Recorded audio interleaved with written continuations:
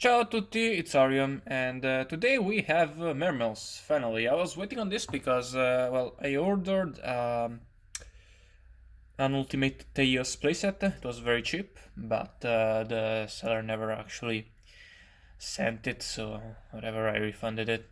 It didn't actually send it, so it was pretty easy. But yeah, this is the 45 card list, popularized by, I think, Swagger. Um, because I would rather show you a bigger list than cut down on the ratios with Mermos, in my honest opinion. Uh, not sure if it's the best build, but I feel like it's the one I like the most personally. Looking at it, I don't play Mermels in the format. I mostly play just Nimble Mermels. But yeah, starting off with the three Teas. You know, the best card to open in the deck, pretty much. And then we have playing two Megalos. Some people play one, but I would say that two is probably better. And then one lead. Very nice card, mainly used for Linda. If you want to summon a big beater with Linda, you summon lead. So yeah. Otherwise, sometimes you can discard it and special summon it with Gund and use it to handle up one or just rank sevens. Then we have three copies of Pike. Kind of one of the core cards of the deck alongside Theos and Undyne, one of the key advantage cards of the deck. And one Turge for the late game and for kind of funny combos with Pike, make your rank 4s with them. But yeah, also keep in mind that Turge adds a level 3s or lower, so that definitely comes up. And three copies of Lind, the floater. You use it with Sphere to get Pike or lead usually, sometimes Megalo. But yeah, very, very solid card. Also, sometimes it's just the best opener you have. So it's like a pseudo starter too. And then to round off the Mermail lineup, we have the one limited copy of Abyss Gun. Monster of Born of the deck, very very nice.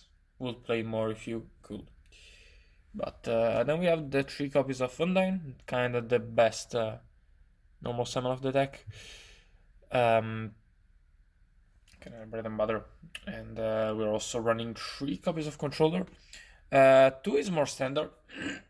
I'm just attacking the 45 card lists, which plays three copies, but you can definitely run two. It's probably the one I would be most likely to cut of these ratios.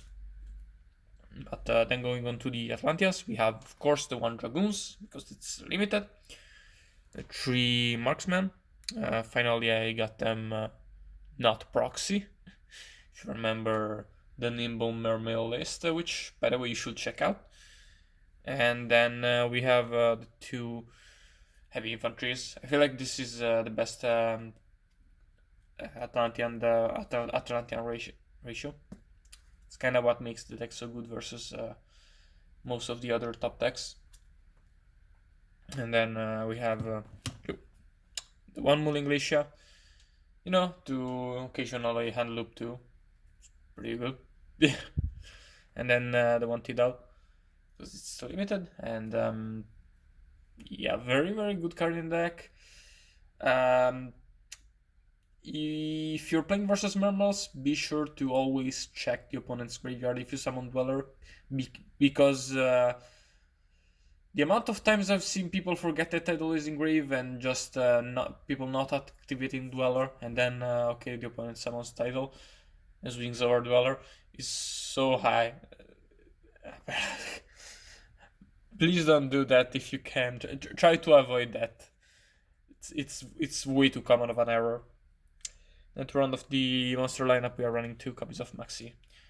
Finally got them. Oh yeah. Next, for spell lineups, we have, of course, three Soul Charge. Very very strong card in the deck. and then 2 copies of salvage. Just mostly gets you back your Atlanteans or Gund, I think, too. Yeah, there's quite a bit of targets Undyne too. And then to round off the spells, we are running Allure. Mermail obviously doesn't run a lot of spells. The only other spells I've seen run besides like Dark Hole is like what's its name? Dichotomy. Dichotomy is kind of decent, kind of competing with Salvage, but still pretty decent. Yeah, going on to the trap lineup, we are running 3 copies of Bisphere. I got the ulti too, by the way. Oops. Really nice looking. What was I wanted to see? Yeah, Bisphere, very, very strong card in the deck.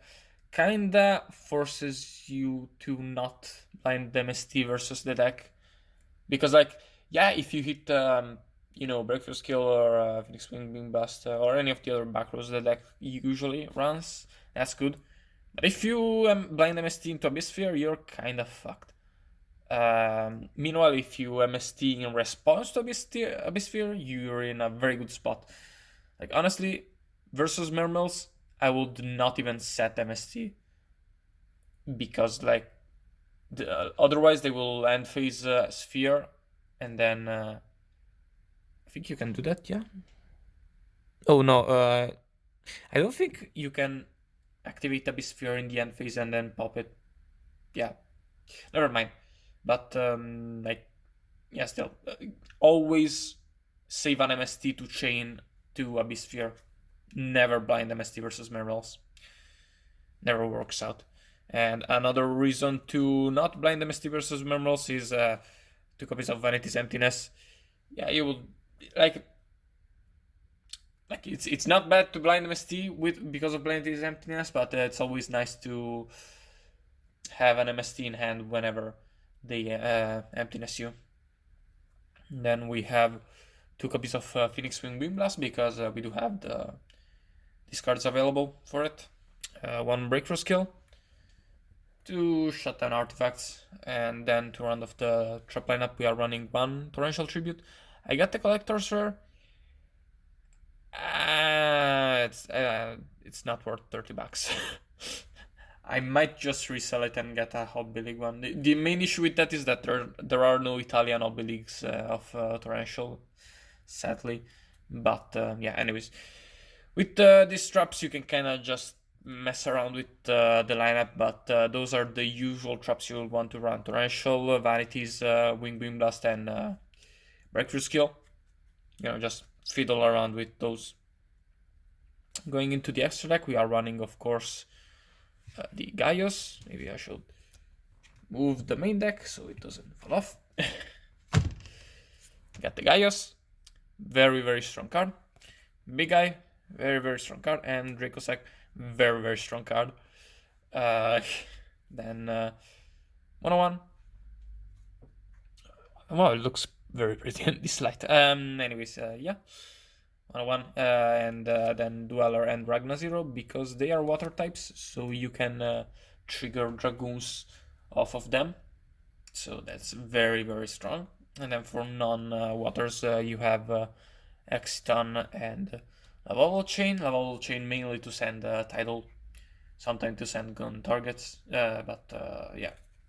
And then for rank 3s, we are running 1 copy of Alucard. Got Ulti Heavier now. Got it for very cheap.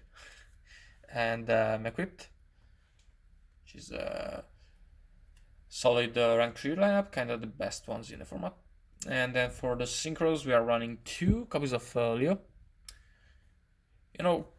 Very hard to deal with for some decks.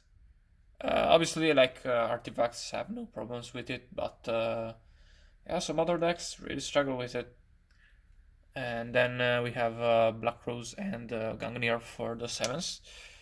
And yeah, that's it for the deck profile. Leave a like, join the Discord, join my Discord, subscribe, ring the bell, all that good shit, and goodbye.